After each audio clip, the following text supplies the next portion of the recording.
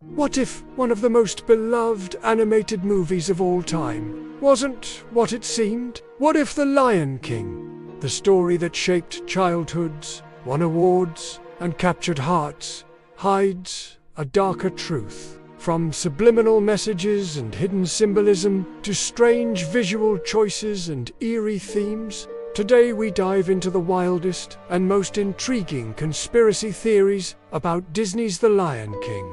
Stay with us, because once you see it, you can't unsee it. Let's begin with the infamous sex cloud.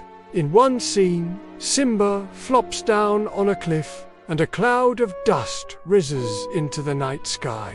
For a moment, the particles seemed to spell out the word sex. Disney responded by saying, "It actually spells SFX," a hidden nod to the special effects team. But many viewers have their doubts. Some believe it was a prank by animators, while others suggest it was a subtle attempt to plant suggestive imagery, raising questions about how much influence animators really have in children's films, and what else might go unnoticed. Some conspiracy theorists believe The Lion King contains subtle nods to secret societies, like the Illuminati. Take Mufasa's face in the clouds, his glowing eyes and the triangular formation of the stars around him. Some interpret this as a reference to the all-seeing eye, a common symbol in conspiracy circles. Is it just coincidence, or carefully designed symbolism? Others point to themes of royalty,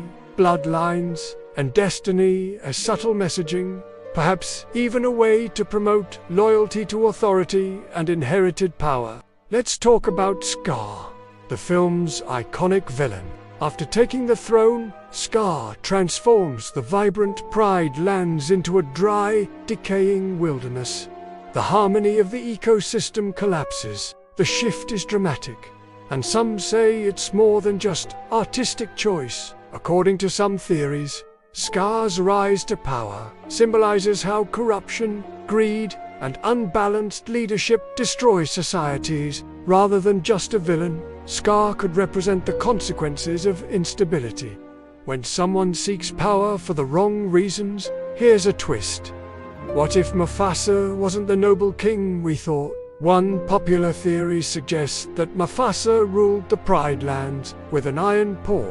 Think about it. There are no other male lions. Scar is banished from power, and the lionesses seem to follow orders without question. Under this theory, Scar isn't a villain.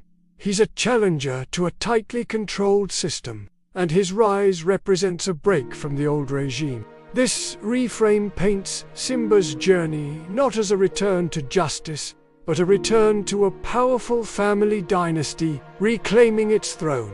Some theorists view The Lion King as a metaphor for imperialism or colonial hierarchy. In this lens, the Pride Lands are a dominant power structure, while the hyenas represent marginalized groups pushed to the edges of society.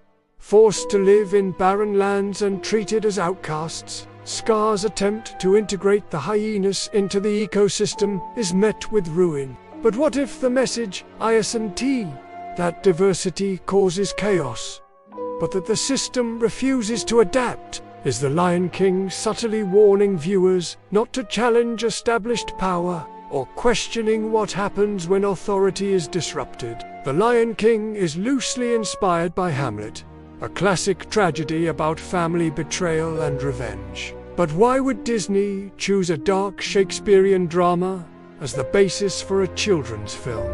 Some believe it is more than homage, that The Lion King was meant to introduce young viewers to complex themes like power struggles, loss, and even destiny, all masked beneath catchy songs and colorful animation. Was this just artistic storytelling, or something more deliberate? One of the most visually intense moments in the film is when fire consumes Pride Rock during the final battle. Some theorists believe this represents more than destruction. It symbolizes purification or rebirth through fire, a common mythological theme.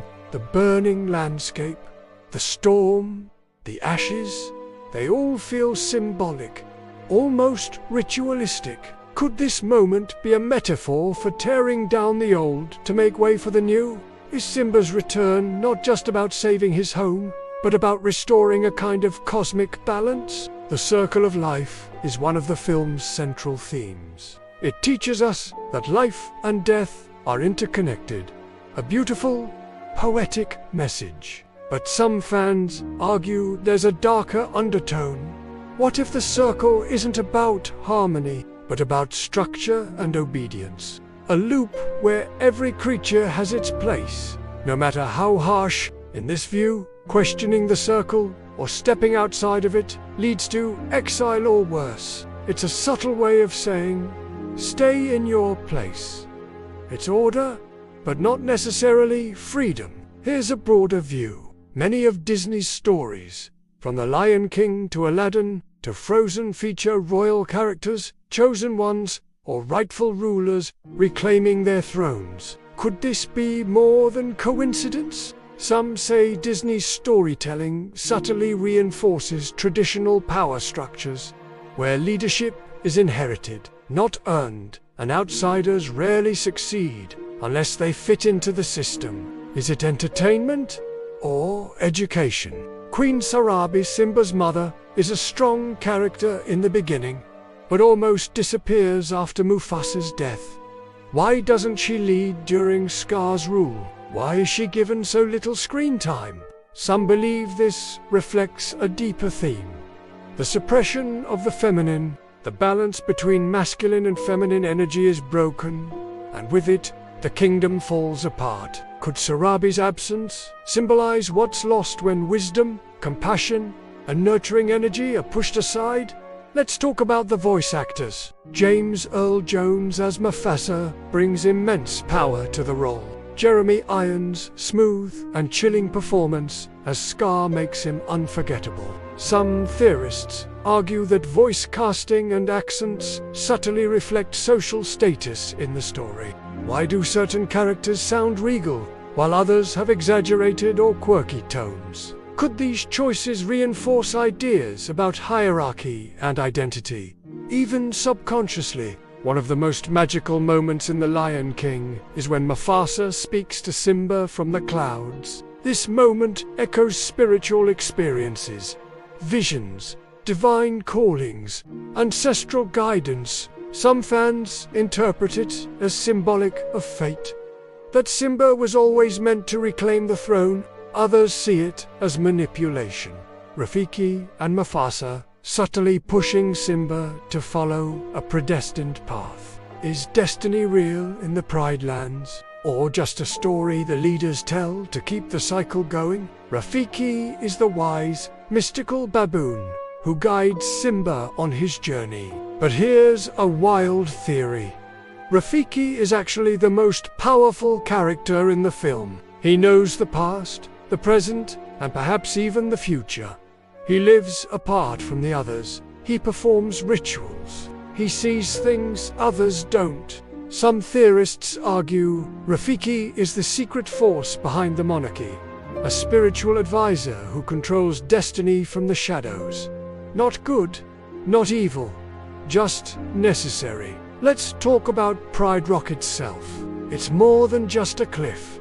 It's the heart of the kingdom, the throne, the stage for major events. Its high position symbolizes power, control, and divine right. Whoever stands on Pride Rock controls the view and the kingdom. Some theorists suggest that Pride Rock represents not just leadership, but surveillance.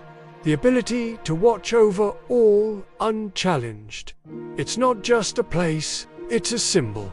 So, what is The Lion King, really? Is it a beautifully animated movie about growing up, taking responsibility, and the balance of nature? Or is it something deeper? A coded message about power, control, cycles, and the way stories are used to guide our beliefs? Maybe it's both. Conspiracy theories offer a different lens. Not always facts, but possibilities. Interpretations that make us pause, look closer, and ask, What's really going on beneath the surface? What do you think? Are these just fun theories? Or is there more than meets the eye? Drop your thoughts in the comments. And don't forget to like, share, and subscribe for more hidden stories behind your favorite films.